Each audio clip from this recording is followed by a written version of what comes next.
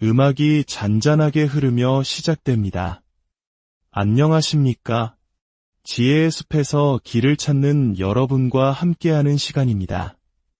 우리가 매일 내뱉는 말 한마디 한마디에는 우리의 영혼이 담겨 있습니다. 예수님께서는 누가복음 6장 45절에서 이렇게 말씀하셨습니다. 마음에 가득한 것을 입으로 말함이니라. 이 간결한 진리는 우리의 말이 단순한 음성의 조합이 아니라 우리 내면 가장 깊은 곳의 믿음과 소망, 혹은 두려움과 의심을 비추는 거울임을 일깨워줍니다. 말에는 생명을 살리기도 하고 깊은 상처를 주기도 하는 강력한 힘이 있습니다. 그렇기에 우리 안에 거하시는 성령님께서는 특정한 말들을 들으실 때 특별한 기쁨을 느끼십니다. 그 말들은 단순한 단어의 나열이 아니라 하나님을 향한 깊은 신뢰와 사랑으로 다듬어진 마음에서 흘러나오는 영혼의 고백이기 때문입니다. 하지만 이상하게도 오늘날 많은 그리스도인들은 이 아름다운 말들을 입에 담기를 주저합니다. 아마도 그 말들이 우리의 자아를 내려놓는 깊은 겸손과 용기, 그리고 온전한 헌신을 요구하기 때문일 것입니다. 오늘 우리는 20세기 기독교 최고의 지성으로 불리는 C.S. 루이스의 통찰을 길잡이 삼아 성령님께서 듣기 기뻐하시는 10가지의 말들을 향한 깊은 여정을 떠나보려 합니다. 그의 지혜는 우리가 믿음의 본질을 더 깊이 탐구하고 하나님과 우리 자신 앞에 더욱 정직하게 서며 가장 평범한 순종 속에 숨겨진 위대한 아름다움을 발견하도록 도와줄 것입니다. 이 여정을 시작하기에 앞서 잠시 시간을 내어 저희 채널을 구독하고 좋아요를 눌러주시면 감사하겠습니다. 여러분의 작은 동참 하나가 하나님의 은혜와 진리의 말씀을 더 널리 퍼뜨리는 귀한 도구가 됩니다. 이 영상을 통해 여러분의 삶에 하나님의 깊은 평안과 지혜가 함께하기를 진심으로 기도합니다. 이제 성령님의 마음을 움직이는 첫 번째 단어로부터 시작하겠습니다. 첫 번째, 용서. C.S. 루이스는 이렇게 말했습니다. 모두가 용서는 훌륭한 생각이라고 말한다. 자신에게 용서할 일이 생기기 전까지는. 이 말은 우리 마음의 정곡을 찌르는 불편하지만 반드시 마주해야 할 진리입니다. 용서는 기독교 신앙의 핵심 단어 중 하나이지만 실제 삶 속에서는 가장 실천하기 어려운 단어이기도 합니다. 용서에 대해 설교를 듣고 이야기하는 것은 아름답지만 내게 깊은 상처를 준 그 사람의 눈을 바라보며 진심으로 당신을 용서합니다. 라고 말하는 것은 전혀 다른 차원의 문제입니다. 성령님께서 이 단어를 그토록 사랑하시는 이유는 용서가 바로 하나님의 마음 그 자체를 보여주기 때문입니다. 생각해 보십시오. 우리는 죄인이었고 하나님께 반항했으며 수없이 부족한 존재였습니다. 하지만 그리스도께서는 우리를 위해 십자가에 달리심으로 우리의 모든 죄를 조건 없이 값없이 용서해 주셨습니다. 우리가 누군가를 향해 용서합니다 라고 말할 때 우리는 그 위대한 은혜의 흐름에 동참하며 하나님의 나라의 가치를 이 땅에 실현하는 것입니다. 그렇다면 왜 많은 그리스도인들이 이 단어를 진심으로 말하지 못하는 것일까요? 그것은 용서가 우리의 자존심과 인간적인 정의감, 그리고 상처받은 감정의 논리를 모두 내려놓는 철저한 겸손을 요구하기 때문입니다. 용서는 과거의 아픈 기억을 지우는 것이 아닙니다. 그 기억이 더 이상 내 삶을 지배하지 못하도록 고통의 사슬을 끊어내기로 결단하는 것입니다. 예수님께서 들려주신 비유를 기억하십니까? 왕에게 10,000달란트, 즉 도저히 갚을 수 없는 어마어마한 빚을 탕감받은 종이 있었습니다. 그러나 그는 자신에게 고작 100데나리온, 아주 적은 돈을 빚진 동료를 만나자 그의 멱살을 잡고 빚을 갚으라며 감옥에 가두어 버렸습니다. 예수님은 이 비유를 통해 우리가 받은 용서가 얼마나 거대한 것인지, 그리고 우리가 베풀어야 할 용서가 그것에 비하면 얼마나 작은 것인지를 극명하게 보여주십니다. 당신이 누군가를 용서한다고 선언할 때 당신 안에서 놀라운 변화가 일어납니다. 고통은 힘을 잃고 원망의 기억은 더 이상 당신의 주인이 되지 못합니다. 성령님께서는 바로 그 용서의 공간 안에서 자유롭게 일하십니다. 그분은 상처를 치유하고 깨어진 관계를 회복시키며 우리 영혼에 참된 자유를 주십니다. 어린 시절 아버지에게 버림받은 깊은 상처를 안고 살아가던 한 자매가 있었습니다. 수십 년 동안 그녀의 마음은 거절감과 원망으로 가득 차 있었습니다. 그러던 어느 기도 모임에서 그녀는 사과받지 못했더라도 아버지를 용서하라는 하나님의 음성을 느꼈습니다. 그것은 결코 쉽지 않은 오랜 시간의 과정이었습니다. 그러나 마침내 그녀가 기도 중에 눈물로 아버지, 당신을 용서합니다 라고 고백했을 때 평생 느껴보지 못했던 해방의 눈물이 터져 나왔습니다. 그 순간은 아버지를 자유롭게 한 것이 아니라 용서하지 못하는 마음의 감옥에 갇혀있던 그녀 자신을 자유롭게 한 것이었습니다. 용서는 약함의 표현이 아니라 가장 위대한 영적 용기입니다. 지금 이 순간 당신의 마음속에 용서해야 할 사람이 있습니까? 가족, 친구, 혹은 당신 자신일 수도 있습니다. 내가 용서합니다 라는 이 한마디가 당신의 닫힌 영적 세계를 활짝 여는 열쇠가 될 수 있습니다. 두 번째, 순복. 베드로전서 5장 6절은 말씀합니다. 그러므로 하나님의 능하신 손 아래에서 겸손하라. 때가 되면 너희를 높이시리라. 순복이라는 단어는 종종 오해를 받습니다. 많은 이들에게 이 단어는 약함, 맹목적인 복종, 혹은 자아의 상실을 떠올리게 합니다. 그러나 하나님의 나라에서 순복은 그 정반대의 의미를 가집니다. 그것은 자신의 한계를 인정하는 지혜이며 하나님을 향한 깊은 신뢰의 표현이고 영적으로 성숙한 자만이 할 수 있는 능동적인 헌신입니다. 그래서 성령님께서는 우리가 이 단어를 삶으로 살아낼 때 크게 기뻐하십니다. 순복은 패배를 인정하는 것이 아니라 하나님이 나보다 더 크고 위대하시다는 진리를 인정하는 것입니다. 입술과 마음으로 주님의 뜻이 제 뜻보다 선하고 완전하십니다. 라고 고백하는 것입니다. 하지만 진심으로 이렇게 고백하는 그리스도인은 많지 않습니다. 우리 안에는 여전히 내 삶의 운전대를 스스로 잡고 통제하고 싶은 욕망이 남아있기 때문입니다.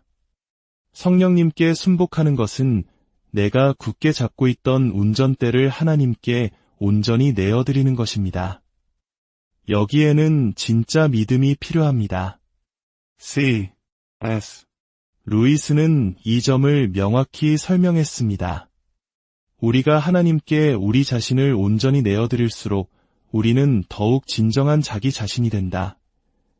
이는 순복이 우리를 소멸시키는 것이 아니라 하나님이 본래 의도하신 가장 아름다운 우리 본연의 모습으로 빚어가는 과정임을 의미합니다.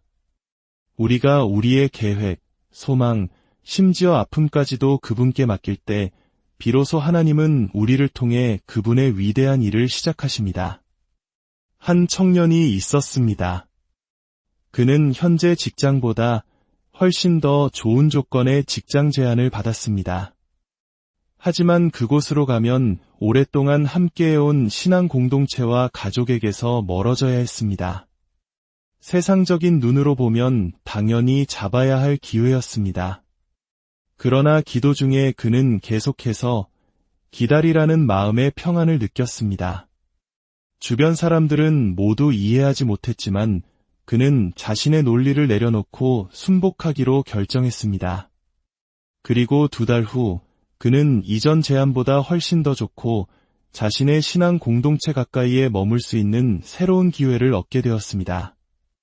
이것이 바로 순복입니다. 모든 것이 이해되지 않을 때에도 하나님의 선하심과 때를 신뢰하며 예 라고 대답하는 것. 우리 안에 자아는 때로 거세게 저항하며 아니요 라고 외치지만 우리가 주님, 제가 순복합니다 라고 고백할 때 성령님께서는 우리의 삶에 놀랍게 개입하기 시작하십니다. 그분은 우리의 항복 위에 당신의 나라를 세우시기 때문입니다. 세 번째, 긍휼. C.S. 루이스는 마치 이렇게 말하는 듯합니다. 자신이 얼마나 그리스도를 닮았는지 알고 싶다면 당신의 말과 행동에 얼마나 많은 긍휼이 담겨 있는지를 살펴보라. 긍휼은 부드러운 단어처럼 들리지만 그 안에는 하늘의 무게가 담겨 있습니다. 그것은 하나님의 마음이며 예수님의 성품이고 성령님의 손길입니다. 그러나 안타깝게도 이 단어는 오늘날 그리스도인들의 일상에서 점점 희미해져 가고 있습니다. 긍휼은 정의를 뛰어넘는 사랑입니다. 정의는 당신은 이런 대우를 받아 마땅해라고 말하지만 긍휼은 당신이 그런 대우를 받아 마땅할지라도 나는 당신을 사랑하기로 선택합니다. 라고 말합니다. 상대방이 실패하고 넘어졌을 때 비난의 손가락 대신 따뜻하게 감싸 안는 마음입니다. 이것이 바로 성령님께서 기뻐하시는 마음입니다. 예수님의 삶은 긍휼 그 자체였습니다. 그분은 민족의 반역자로 손가락질 받던 세리삭개오를 긍휼히 여기셨고 현장에서 가늠하다 잡혀와 돌에 맞아 죽을 위기에 처한 여인을 긍휼히 여기셨으며 자신을 3번이나 부인했던 제자 베드로마저도 긍휼의 눈으로 바라보셨습니다. 그리고 우리에게도 서로를 그렇게 대하라고 초대하십니다. 한 기독교인 교사의 이야기가 있습니다. 그는 교직 생활에서 배운 가장 큰 교훈은 징계하고 싶을 때 긍휼을 베푸는 것이라고 말했습니다. 어느 날 한 학생이 교칙을 심각하게 어겨 모두가 퇴학을 예상했습니다. 그러나 그는 그 학생을 따로 불러 징계 대신 그의 아픔과 상황을 들어주며 깊은 대화를 나누었습니다. 그 긍휼의 행동에 마음이 움직인 학생은 진심으로 뉘우쳤고 훗날 그날 선생님의 긍휼이 제 인생을 바꾸었습니다. 라고 간증하게 되었습니다. C.S. 루이스는 기독교가 우리에게 원수까지도 사랑하라고 요구한다고 말했습니다. 이것은 우리의 본성으로는 불가능한 일입니다. 오직 우리 안에 하나님의 긍휼이 부어질 때 가능한 초자연적인 사랑입니다. 당신은 지금까지 하나님의 얼마나 큰 긍휼을 받으며 살아왔는지 생각해 본 적이 있습니까? 그리고 그 긍휼을 다른 사람에게 흘려보내는 대신 얼마나 자주 판단과 정죄를 선택했습니까? 오늘 당신의 입술과 삶 속에서 긍휼이라는 단어가 다시 살아나기를 소망합니다. 네 번째, 깨어짐. 회개로 이끄는 고통은 위장된 선물이다. C.S. 루이스의 이 말처럼 깨어짐은 현대교회가 거의 잊어버린 단어입니다. 우리는 성공과 축복, 긍정의 메시지를 선호하지만 성령님께 깨어짐이라는 단어는 너무나 소중합니다. 왜냐하면 우리의 자아가 깨어지는 바로 그곳에 하나님께서 일하실 공간이 생기기 때문입니다. 깨어진다는 것은 약하다는 의미가 아닙니다. 오히려 가장 진실해지는 것입니다. 하나님, 저는 아무것도 아닙니다. 저는 주님의 도움이 없이는 한순간도 바로 설 수 없는 흙과 같은 존재입니다. 라고 인정하는 것입니다. 교만과 자기의로 가득 찬 단단한 마음이 부서지고 하나님의 위대하심 앞에 상하고 통회하는 마음이 될 때 성령님께서는 그 깨어진 틈 사이로 위로와 치유, 그리고 새로운 생명을 부어주십니다. 시편 신한편 17절에서 다윗은 이렇게 고백합니다. 하나님께서 구하시는 제사는 상한 심령이라. 하나님이여 상하고 통회하는 마음을 주께서 멸시하지 아니하시리이다. 다윗은 왕이었지만 끔찍한 죄를 저질렀습니다. 그러나 그는 자신의 죄를 변명하거나 마음을 완고하게 하지 않았습니다. 하나님 앞에 자신의 마음을 쏟아내며 울고 회개했습니다. 바로 그 깨어짐이 그를 다시 하나님의 품으로 이끌었습니다. 수년간 하나님을 떠나 냉랭한 마음으로 살아가던 한 남성이 있었습니다. 그는 오랜만에 예배에 참석했지만 찬양도 말씀도 그의 마음을 움직이지 못했습니다. 그런데 설교 막바지에 목사님이 이렇게 말했습니다. 여러분 중에는 하나님만이 치유하실 수 있는 그 고통을 여전히 당신의 힘으로 붙들고 애쓰는 분이 있습니다. 그 말은 마치 번개처럼 그의 마음을 꿰뚫었습니다. 그는 자신도 모르게 무릎을 꿇고 눈물을 쏟아냈고 그 침묵의 눈물 속에서 하나님과의 깊은 화해가 시작되었습니다. 깨어짐은 어떤 공식이나 형식이 있는 것이 아닙니다. 때로는 고통 속에서, 때로는 하나님의 은혜에 압도되어 우리의 자존심이 무너지고 거칠애가 사라지며 영혼이 하나님 앞에 벌거벗은 듯 엎드리는 바로 그 순간입니다. 그 순간 하늘이 움직입니다. 당신은 지금 하나님께서 당신을 빚으시기 위한 깨어짐의 과정을 거부하고 있습니까? 아니면 아프더라도 그분의 손길에 당신을 맡기고 있습니까? 깨어짐을 두려워하지 마십시오. 그것은 치유와 자유로 가는 길입니다. 5번째, 감사. C.S. 루이스는 찬양은 단지 기쁨의 표현이 아니라 기쁨의 완성이다 라고 말했습니다. 감사는 우리가 할 수 있는 가장 단순하면서도 가장 강력한 영적 행위 중 하나입니다. 그리스도인이 진심으로 주님, 감사합니다 라고 고백할 때 영적인 세계에는 놀라운 변화가 일어납니다. 성령님은 이 단어를 사랑하십니다. 왜냐하면 감사는 우리가 하나님의 선하심과 그분의 손길을 인정하고 있음을 보여주는 믿음의 고백이기 때문입니다.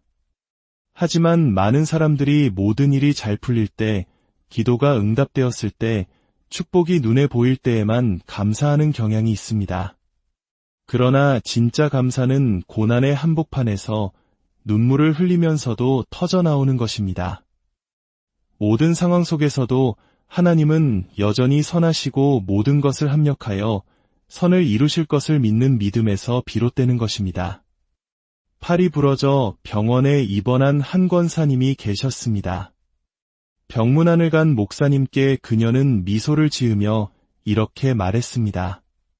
목사님, 감사해요. 팔 하나만 부러져서요.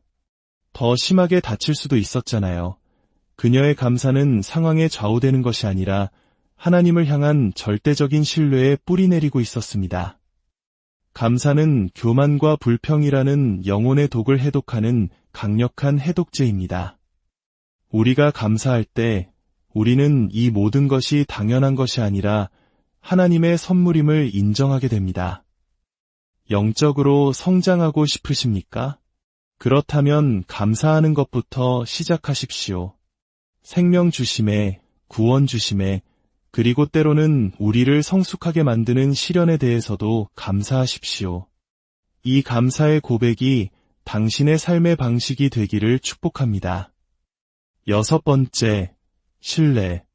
하나님을 신뢰한다는 것은 지금 무슨 일이 일어나고 있는지 이해하지 못할 때에도 하나님께서는 무엇을 하고 계신지 알고 계심을 믿는 것이다. C.S. 루이스의 이 말은 신뢰의 본질을 꿰뚫습니다. 신뢰는 성령님의 귀에 음악처럼 들리는 단어입니다. 왜냐하면 그것은 눈에 보이는 증거가 아니라 보이지 않는 하나님의 성품에 대한 확신에 기초한 진짜 믿음을 드러내기 때문입니다. 신뢰란 주님, 저는 이해할 수 없지만 그럼에도 불구하고 주님을 믿습니다. 라고 고백하는 것입니다. 모든 것이 평안할 때 신뢰한다고 말하기는 쉽습니다. 그러나 폭풍우가 몰아치고 내 삶이 통제 불능 상태에 빠졌을 때 이 단어는 진정한 힘을 발휘합니다. 많은 그리스도인들이 믿음과 통제를 혼동합니다. 그러나 진짜 신뢰는 통제를 요구하는 것이 아니라 온전한 항복을 요구합니다. 오랜 시간 아이를 갖지 못해 고통받던 한 부부가 있었습니다. 의학적으로는 임신이 불가능하다는 진단을 받았습니다. 그들은 수많은 밤을 눈물로 기도했습니다. 그러나 그들은 절망하는 대신 매일 서로를 붙잡고 이렇게 선언하기 시작했습니다. 우리는 주님을 신뢰합니다. 즉각적인 응답은 없었지만 그들의 마음에는 세상이 줄 수 없는 평안이 깃들기 시작했습니다. 그리고 1년 후 그들은 기적적으로 아이를 갖게 되었습니다. 물론 응답이 항상 우리가 기대하는 방식으로 오는 것은 아닙니다. 때로는 하나님의 다른 계획을 받아들이는 것 또한 신뢰입니다. 중요한 것은 결과가 아니라 어떤 상황 속에서도 하나님의 선하심을 믿는 관계 그 자체입니다. 주님, 신뢰합니다 라고 말하는 것은 어린아이가 아버지의 손을 굳게 잡고 어디로 가는지 알지 못해도 온전히 안전함을 느끼는 것과 같습니다. 이 고백은 하나님의 마음을 가장 깊이 감동시키는 사랑의 표현입니다. 7번째, 포기. 자기를 부인하는 것은 자유를 잃는 것이 아니라 참된 자유를 발견하는 것이다. C.S. 루이스의 통찰처럼 포기는 우리의 육신은 거부하지만 영은 기뻐하는 단어입니다. 주님, 제 뜻을 포기합니다 라고 말하는 것은 그리스도께서 내 욕망과 계획, 그리고 나의 안락함보다 더 중요하심을 선언하는 것입니다. 예수님께서는 누구든지 나를 따라오려거든 자기를 부인하고 날마다 제 십자가를 지고 나를 따를 것이니라고 말씀하셨습니다. 자기를 부인하는 것은 곧 포기의 또 다른 표현입니다. 우리가 하나님의 뜻을 위해 나의 것을 포기할 때 우리는 무언가를 잃는 것이 아니라 영원한 생명을 얻습니다. 세상적인 무대에서 큰 성공을 거두고 있던 한 음악가가 있었습니다. 그러나 그의 마음속 공허함은 날로 커져만 갔습니다. 어느 날 기도 중에 그는 이렇게 고백했습니다. 주님, 필요하시다면 이 모든 것을 포기하겠습니다.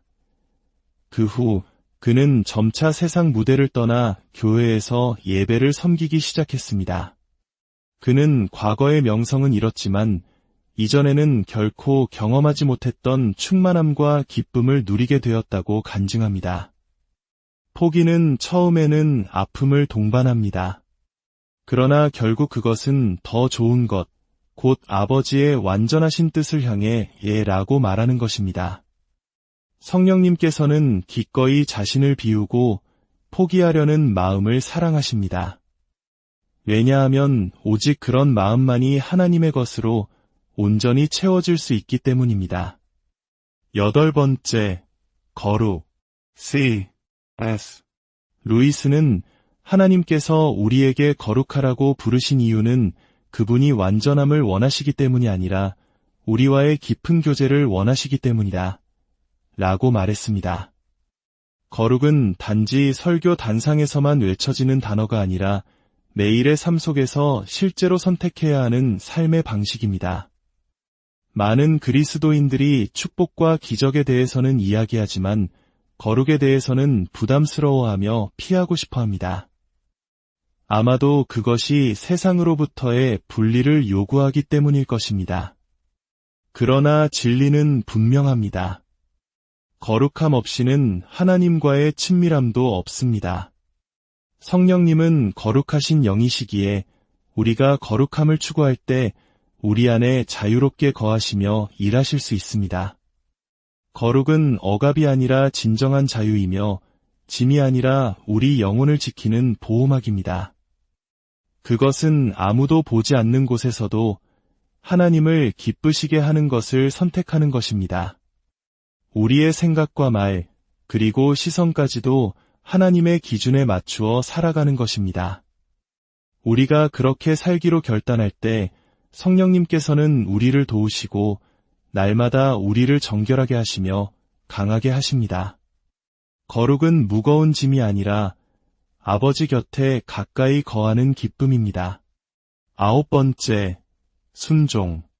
순종은 하나님의 뜻을 발견하는 비밀이다.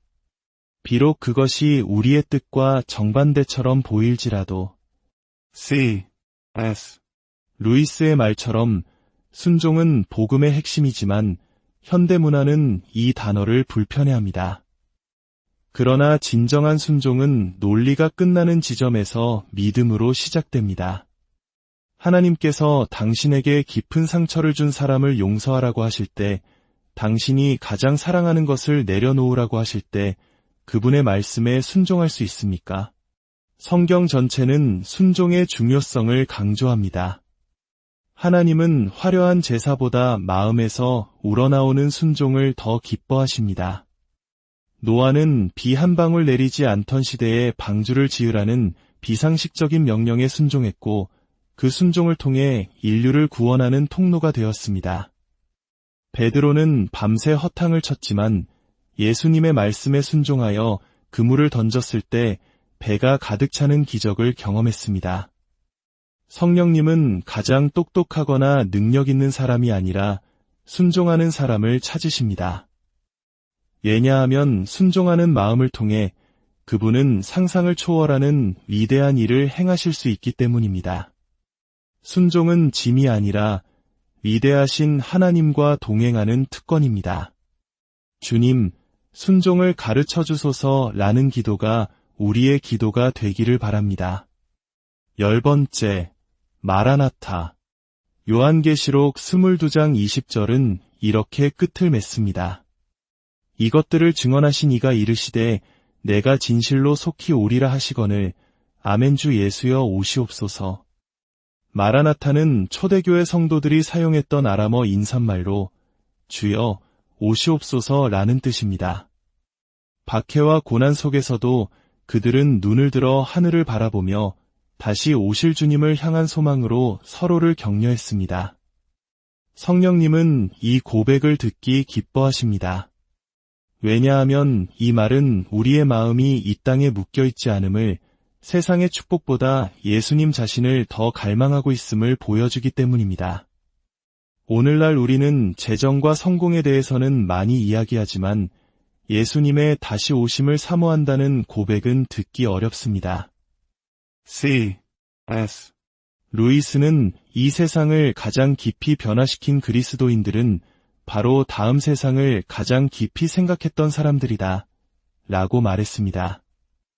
하늘에 대한 소망을 잃는 순간 우리는 이 땅의 것에 집착하는 이기적인 삶을 살게 됩니다.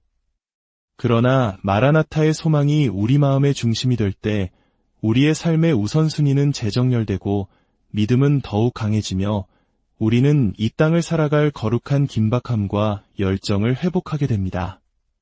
마라나타는 우리의 왕께서 곧 오신다는 사실을 기억하게 하며 깨어 준비하게 하는 강력한 외침입니다.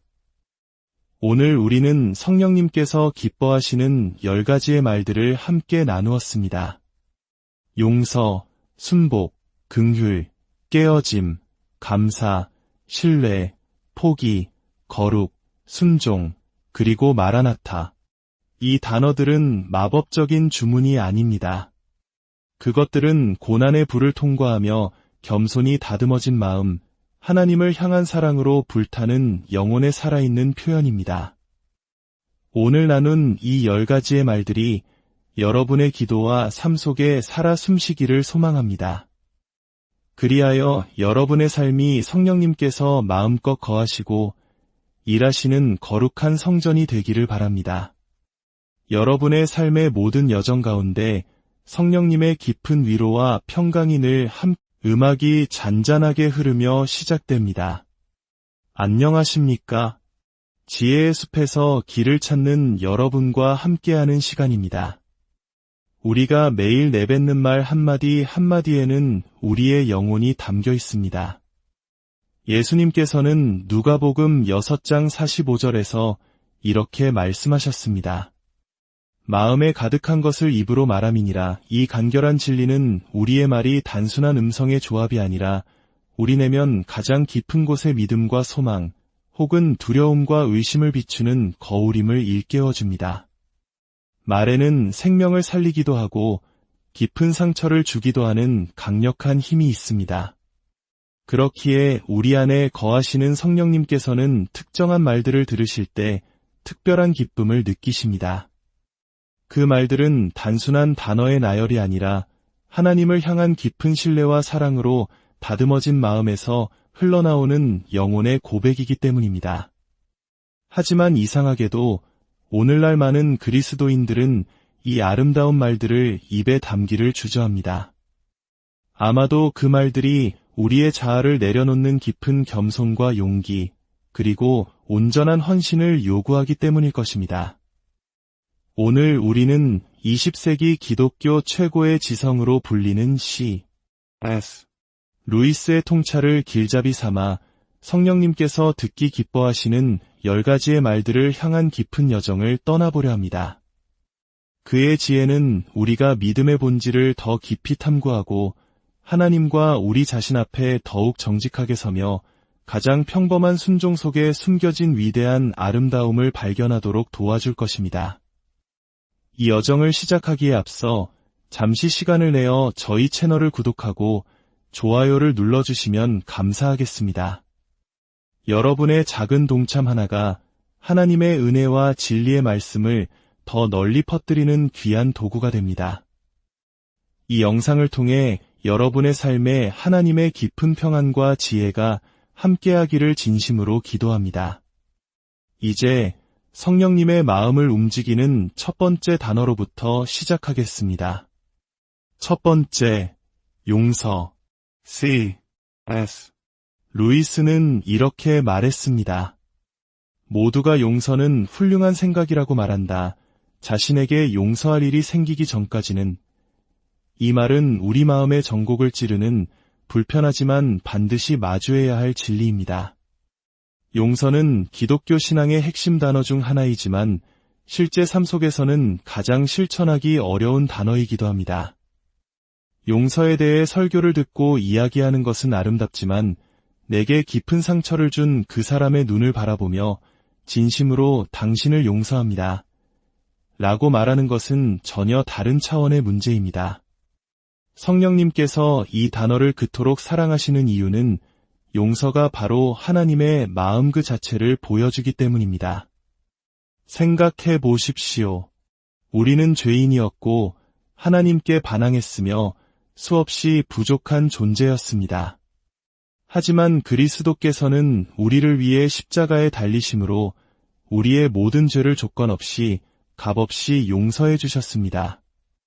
우리가 누군가를 향해 용서합니다 라고 말할 때 우리는 그 위대한 은혜의 흐름에 동참하며 하나님의 나라의 가치를 이 땅에 실현하는 것입니다. 그렇다면 왜 많은 그리스도인들이 이 단어를 진심으로 말하지 못하는 것일까요?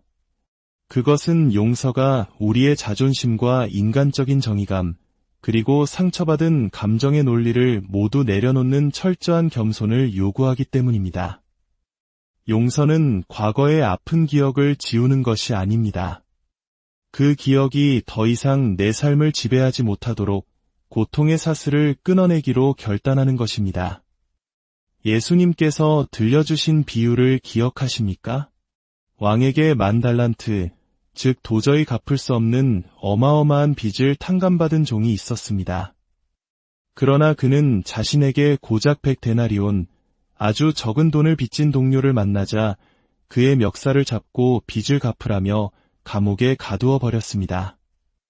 예수님은 이 비유를 통해 우리가 받은 용서가 얼마나 거대한 것인지, 그리고 우리가 베풀어야 할 용서가 그것에 비하면 얼마나 작은 것인지를 극명하게 보여주십니다. 당신이 누군가를 용서한다고 선언할 때 당신 안에서 놀라운 변화가 일어납니다. 고통은 힘을 잃고 원망의 기억은 더 이상 당신의 주인이 되지 못합니다. 성령님께서는 바로 그 용서의 공간 안에서 자유롭게 일하십니다. 그분은 상처를 치유하고 깨어진 관계를 회복시키며 우리 영혼에 참된 자유를 주십니다. 어린 시절 아버지에게 버림받은 깊은 상처를 안고 살아가던 한 자매가 있었습니다. 수십 년 동안 그녀의 마음은 거절감과 원망으로 가득 차 있었습니다. 그러던 어느 기도 모임에서 그녀는 사과받지 못했더라도 아버지를 용서하라는 하나님의 음성을 느꼈습니다. 그것은 결코 쉽지 않은 오랜 시간의 과정이었습니다. 그러나 마침내 그녀가 기도 중에 눈물로 아버지, 당신을 용서합니다 라고 고백했을 때 평생 느껴보지 못했던 해방의 눈물이 터져 나왔습니다. 그 순간은 아버지를 자유롭게 한 것이 아니라 용서하지 못하는 마음의 감옥에 갇혀있던 그녀 자신을 자유롭게 한 것이었습니다. 용서는 약함의 표현이 아니라 가장 위대한 영적 용기입니다. 지금 이 순간 당신의 마음속에 용서해야 할 사람이 있습니까? 가족, 친구, 혹은 당신 자신일 수도 있습니다. 내가 용서합니다 라는 이 한마디가 당신의 닫힌 영적 세계를 활짝 여는 열쇠가 될 수 있습니다. 두 번째, 순복. 베드로전서 5장 6절은 말씀합니다. 그러므로 하나님의 능하신 손 아래에서 겸손하라. 때가 되면 너희를 높이시리라. 순복이라는 단어는 종종 오해를 받습니다. 많은 이들에게 이 단어는 약함, 맹목적인 복종, 혹은 자아의 상실을 떠올리게 합니다. 그러나 하나님의 나라에서 순복은 그 정반대의 의미를 가집니다. 그것은 자신의 한계를 인정하는 지혜이며 하나님을 향한 깊은 신뢰의 표현이고 영적으로 성숙한 자만이 할 수 있는 능동적인 헌신입니다. 그래서 성령님께서는 우리가 이 단어를 삶으로 살아낼 때 크게 기뻐하십니다. 순복은 패배를 인정하는 것이 아니라 하나님이 나보다 더 크고 위대하시다는 진리를 인정하는 것입니다. 입술과 마음으로 주님의 뜻이 제 뜻보다 선하고 완전하십니다. 라고 고백하는 것입니다. 하지만 진심으로 이렇게 고백하는 그리스도인은 많지 않습니다. 우리 안에는 여전히 내 삶의 운전대를 스스로 잡고 통제하고 싶은 욕망이 남아있기 때문입니다. 성령님께 순복하는 것은 내가 굳게 잡고 있던 운전대를 하나님께 온전히 내어드리는 것입니다.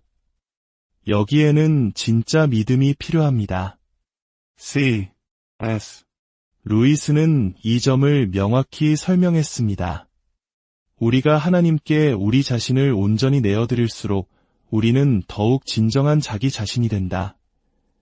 이는 순복이 우리를 소멸시키는 것이 아니라 하나님이 본래 의도하신 가장 아름다운 우리 본연의 모습으로 빚어가는 과정임을 의미합니다.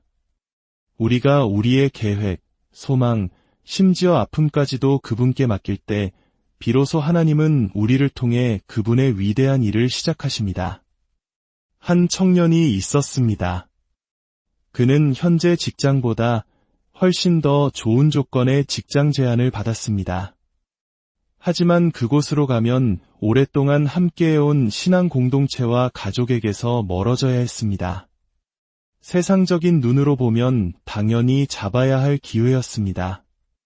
그러나 기도 중에 그는 계속해서 기다리라는 마음의 평안을 느꼈습니다. 주변 사람들은 모두 이해하지 못했지만 그는 자신의 논리를 내려놓고 순복하기로 결정했습니다. 그리고 2달 후 그는 이전 제안보다 훨씬 더 좋고 자신의 신앙 공동체 가까이에 머물 수 있는 새로운 기회를 얻게 되었습니다. 이것이 바로 순복입니다. 모든 것이 이해되지 않을 때에도 하나님의 선하심과 때를 신뢰하며 예 라고 대답하는 것. 우리 안에 자아는 때로 거세게 저항하며 아니요 라고 외치지만 우리가 주님, 제가 순복합니다 라고 고백할 때 성령님께서는 우리의 삶에 놀랍게 개입하기 시작하십니다. 그분은 우리의 항복 위에 당신의 나라를 세우시기 때문입니다. 세 번째, 긍휼. C.S. 루이스는 마치 이렇게 말하는 듯합니다. 자신이 얼마나 그리스도를 닮았는지 알고 싶다면 당신의 말과 행동에 얼마나 많은 긍휼이 담겨 있는지를 살펴보라. 긍휼은 부드러운 단어처럼 들리지만 그 안에는 하늘의 무게가 담겨 있습니다. 그것은 하나님의 마음이며 예수님의 성품이고 성령님의 손길입니다. 그러나 안타깝게도 이 단어는 오늘날 그리스도인들의 일상에서 점점 희미해져 가고 있습니다. 긍휼은 정의를 뛰어넘는 사랑입니다. 정의는 당신은 이런 대우를 받아 마땅해라고 말하지만 긍휼은 당신이 그런 대우를 받아 마땅할지라도 나는 당신을 사랑하기로 선택합니다. 라고 말합니다. 상대방이 실패하고 넘어졌을 때 비난의 손가락 대신 따뜻하게 감싸 안는 마음입니다. 이것이 바로 성령님께서 기뻐하시는 마음입니다. 예수님의 삶은 긍휼 그 자체였습니다. 그분은 민족의 반역자로 손가락질 받던 세리삭개오를 긍휼히 여기셨고 현장에서 가늠하다 잡혀와 돌에 맞아 죽을 위기에 처한 여인을 긍휼히 여기셨으며 자신을 3번이나 부인했던 제자 베드로마저도 긍휼의 눈으로 바라보셨습니다. 그리고 우리에게도 서로를 그렇게 대하라고 초대하십니다. 한 기독교인 교사의 이야기가 있습니다. 그는 교직 생활에서 배운 가장 큰 교훈은 징계하고 싶을 때 긍휼을 베푸는 것이라고 말했습니다. 어느 날 한 학생이 교칙을 심각하게 어겨 모두가 퇴학을 예상했습니다. 그러나 그는 그 학생을 따로 불러 징계 대신 그의 아픔과 상황을 들어주며 깊은 대화를 나누었습니다. 그 긍휼의 행동에 마음이 움직인 학생은 진심으로 뉘우쳤고 훗날 그날 선생님의 긍휼이 제 인생을 바꾸었습니다. 라고 간증하게 되었습니다. C.S. 루이스는 기독교가 우리에게 원수까지도 사랑하라고 요구한다고 말했습니다. 이것은 우리의 본성으로는 불가능한 일입니다. 오직 우리 안에 하나님의 긍휼이 부어질 때 가능한 초자연적인 사랑입니다. 당신은 지금까지 하나님의 얼마나 큰 긍휼을 받으며 살아왔는지 생각해 본 적이 있습니까? 그리고 그 긍휼을 다른 사람에게 흘려보내는 대신 얼마나 자주 판단과 정죄를 선택했습니까? 오늘 당신의 입술과 삶 속에서 긍휼이라는 단어가 다시 살아나기를 소망합니다. 4번째, 깨어짐. 회개로 이끄는 고통은 위장된 선물이다. C.S. 루이스의 이 말처럼 깨어짐은 현대교회가 거의 잊어버린 단어입니다. 우리는 성공과 축복, 긍정의 메시지를 선호하지만 성령님께 깨어짐이라는 단어는 너무나 소중합니다. 왜냐하면 우리의 자아가 깨어지는 바로 그곳에 하나님께서 일하실 공간이 생기기 때문입니다. 깨어진다는 것은 약하다는 의미가 아닙니다. 오히려 가장 진실해지는 것입니다. 하나님, 저는 아무것도 아닙니다. 저는 주님의 도움이 없이는 한순간도 바로 설 수 없는 흙과 같은 존재입니다. 라고 인정하는 것입니다. 교만과 자기의로 가득 찬 단단한 마음이 부서지고 하나님의 위대하심 앞에 상하고 통회하는 마음이 될 때 성령님께서는 그 깨어진 틈 사이로 위로와 치유, 그리고 새로운 생명을 부어주십니다. 시편 신한편 17절에서 다윗은 이렇게 고백합니다. 하나님께서 구하시는 제사는 상한 심령이라. 하나님이여 상하고 통회하는 마음을 주께서 멸시하지 아니하시리이다. 다윗은 왕이었지만 끔찍한 죄를 저질렀습니다. 그러나 그는 자신의 죄를 변명하거나 마음을 완고하게 하지 않았습니다. 하나님 앞에 자신의 마음을 쏟아내며 울고 회개했습니다. 바로 그 깨어짐이 그를 다시 하나님의 품으로 이끌었습니다. 수년간 하나님을 떠나 냉랭한 마음으로 살아가던 한 남성이 있었습니다. 그는 오랜만에 예배에 참석했지만 찬양도 말씀도 그의 마음을 움직이지 못했습니다. 그런데 설교 막바지에 목사님이 이렇게 말했습니다. 여러분 중에는 하나님만이 치유하실 수 있는 그 고통을 여전히 당신의 힘으로 붙들고 애쓰는 분이 있습니다. 그 말은 마치 번개처럼 그의 마음을 꿰뚫었습니다. 그는 자신도 모르게 무릎을 꿇고 눈물을 쏟아냈고 그 침묵의 눈물 속에서 하나님과의 깊은 화해가 시작되었습니다. 깨어짐은 어떤 공식이나 형식이 있는 것이 아닙니다. 때로는 고통 속에서, 때로는 하나님의 은혜에 압도되어 우리의 자존심이 무너지고 거칠애가 사라지며 영혼이 하나님 앞에 벌거벗은 듯 엎드리는 바로 그 순간입니다. 그 순간 하늘이 움직입니다.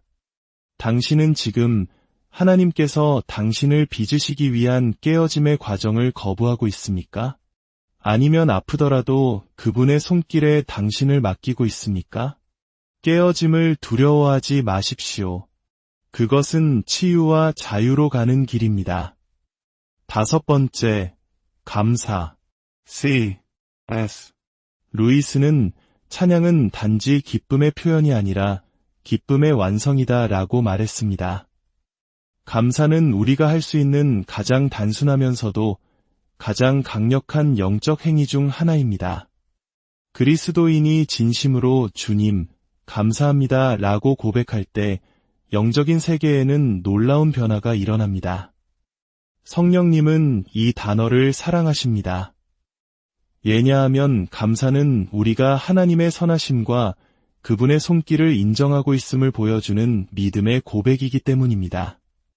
하지만 많은 사람들이 모든 일이 잘 풀릴 때, 기도가 응답되었을 때, 축복이 눈에 보일 때에만 감사하는 경향이 있습니다. 그러나 진짜 감사는 고난의 한복판에서 눈물을 흘리면서도 터져나오는 것입니다. 모든 상황 속에서도 하나님은 여전히 선하시고 모든 것을 합력하여 선을 이루실 것을 믿는 믿음에서 비롯되는 것입니다. 팔이 부러져 병원에 입원한 한 권사님이 계셨습니다. 병문안을 간 목사님께 그녀는 미소를 지으며 이렇게 말했습니다. 목사님, 감사해요. 팔 하나만 부러져서요. 더 심하게 다칠 수도 있었잖아요. 그녀의 감사는 상황에 좌우되는 것이 아니라 하나님을 향한 절대적인 신뢰에 뿌리내리고 있었습니다. 감사는 교만과 불평이라는 영혼의 독을 해독하는 강력한 해독제입니다. 우리가 감사할 때 우리는 이 모든 것이 당연한 것이 아니라 하나님의 선물임을 인정하게 됩니다.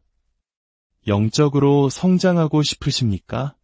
그렇다면 감사하는 것부터 시작하십시오. 생명 주심에, 구원 주심에, 그리고 때로는 우리를 성숙하게 만드는 시련에 대해서도 감사하십시오.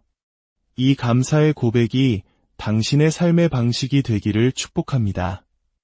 6번째, 신뢰. 하나님을 신뢰한다는 것은 지금 무슨 일이 일어나고 있는지 이해하지 못할 때에도 하나님께서는 무엇을 하고 계신지 알고 계심을 믿는 것이다. C.S. 루이스의 이 말은 신뢰의 본질을 꿰뚫습니다. 신뢰는 성령님의 귀에 음악처럼 들리는 단어입니다. 왜냐하면 그것은 눈에 보이는 증거가 아니라 보이지 않는 하나님의 성품에 대한 확신에 기초한 진짜 믿음을 드러내기 때문입니다. 신뢰란 주님, 저는 이해할 수 없지만 그럼에도 불구하고 주님을 믿습니다. 라고 고백하는 것입니다. 모든 것이 평안할 때 신뢰한다고 말하기는 쉽습니다. 그러나 폭풍우가 몰아치고 내 삶이 통제 불능 상태에 빠졌을 때 이 단어는 진정한 힘을 발휘합니다. 많은 그리스도인들이 믿음과 통제를 혼동합니다. 그러나 진짜 신뢰는 통제를 요구하는 것이 아니라 온전한 항복을 요구합니다.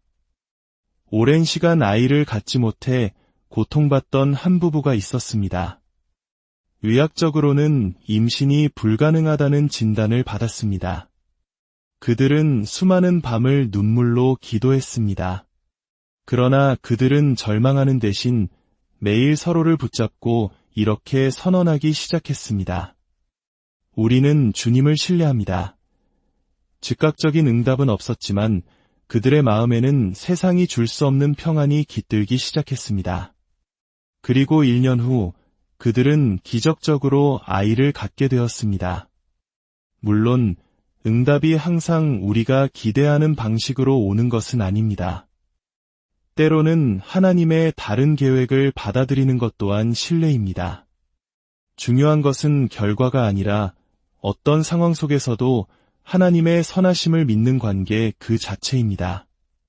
주님, 신뢰합니다 라고 말하는 것은 어린아이가 아버지의 손을 굳게 잡고 어디로 가는지 알지 못해도 온전히 안전함을 느끼는 것과 같습니다. 이 고백은 하나님의 마음을 가장 깊이 감동시키는 사랑의 표현입니다. 7번째, 포기. 자기를 부인하는 것은 자유를 잃는 것이 아니라 참된 자유를 발견하는 것이다. C.S. 루이스의 통찰처럼 포기는 우리의 육신은 거부하지만 영은 기뻐하는 단어입니다. 주님, 제 뜻을 포기합니다 라고 말하는 것은 그리스도께서 내 욕망과 계획, 그리고 나의 안락함보다 더 중요하심을 선언하는 것입니다. 예수님께서는 누구든지 나를 따라오려거든 자기를 부인하고 날마다 제 십자가를 지고 나를 따를 것이니라고 말씀하셨습니다. 자기를 부인하는 것은 곧 포기의 또 다른 표현입니다. 우리가 하나님의 뜻을 위해 나의 것을 포기할 때 우리는 무언가를 잃는 것이 아니라 영원한 생명을 얻습니다. 세상적인 무대에서 큰 성공을 거두고 있던 한 음악가가 있었습니다. 그러나 그의 마음속 공허함은 날로 커져만 갔습니다. 어느 날 기도 중에 그는 이렇게 고백했습니다. 주님, 필요하시다면 이 모든 것을 포기하겠습니다. 그 후 그는 점차 세상 무대를 떠나 교회에서 예배를 섬기기 시작했습니다. 그는 과거의 명성은 잃었지만 이전에는 결코 경험하지 못했던 충만함과 기쁨을 누리게 되었다고 간증합니다. 포기는 처음에는 아픔을 동반합니다. 그러나 결국 그것은 더 좋은 것, 곧 아버지의 완전하신 뜻을 향해 예라고 말하는 것입니다. 성령님께서는 기꺼이 자신을 비우고 포기하려는 마음을 사랑하십니다. 왜냐하면 오직 그런 마음만이 하나님의 것으로 온전히 채워질 수 있기 때문입니다. 8번째, 거룩. C.S. 루이스는 하나님께서 우리에게 거룩하라고 부르신 이유는 그분이 완전함을 원하시기 때문이 아니라 우리와의 깊은 교제를 원하시기 때문이다. 라고 말했습니다.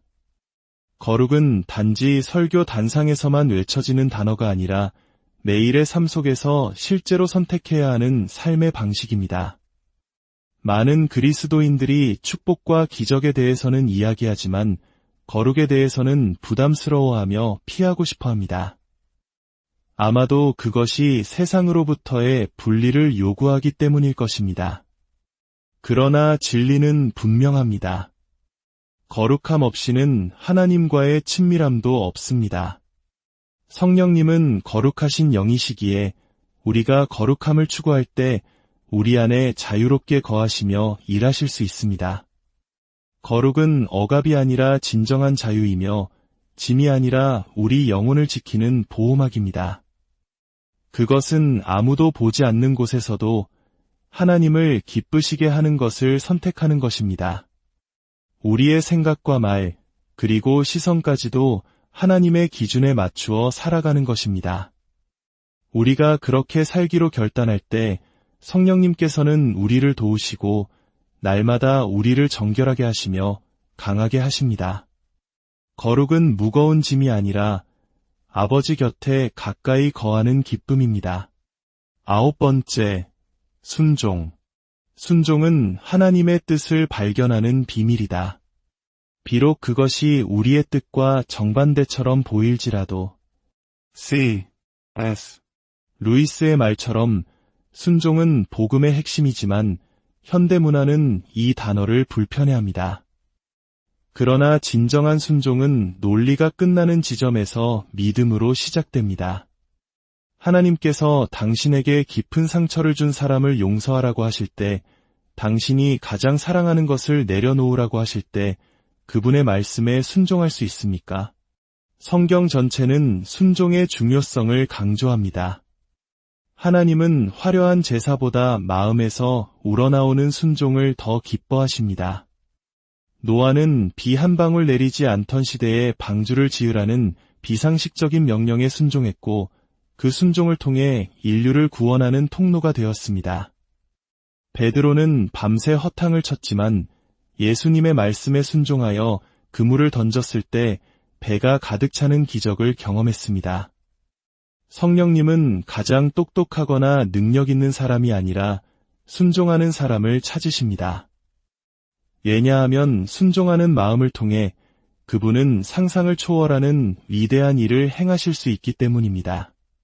순종은 짐이 아니라 위대하신 하나님과 동행하는 특권입니다. 주님, 순종을 가르쳐 주소서라는 기도가 우리의 기도가 되기를 바랍니다. 10번째, 마라나타. 요한계시록 22장 20절은 이렇게 끝을 맺습니다. 이것들을 증언하신 이가 이르시되 내가 진실로 속히 오리라 하시거늘 아멘 주 예수여 오시옵소서. 마라나타는 초대교회 성도들이 사용했던 아람어 인사말로 주여 오시옵소서라는 뜻입니다. 박해와 고난 속에서도 그들은 눈을 들어 하늘을 바라보며 다시 오실 주님을 향한 소망으로 서로를 격려했습니다. 성령님은 이 고백을 듣기 기뻐하십니다. 왜냐하면 이 말은 우리의 마음이 이 땅에 묶여있지 않음을, 세상의 축복보다 예수님 자신을 더 갈망하고 있음을 보여주기 때문입니다. 오늘날 우리는 재정과 성공에 대해서는 많이 이야기하지만 예수님의 다시 오심을 사모한다는 고백은 듣기 어렵습니다. C.S. 루이스는 이 세상을 가장 깊이 변화시킨 그리스도인들은 바로 다음 세상을 가장 깊이 생각했던 사람들이다 라고 말했습니다. 하늘에 대한 소망을 잃는 순간 우리는 이 땅의 것에 집착하는 이기적인 삶을 살게 됩니다. 그러나 마라나타의 소망이 우리 마음의 중심이 될 때 우리의 삶의 우선순위는 재정렬되고 믿음은 더욱 강해지며 우리는 이 땅을 살아갈 거룩한 긴박함과 열정을 회복하게 됩니다.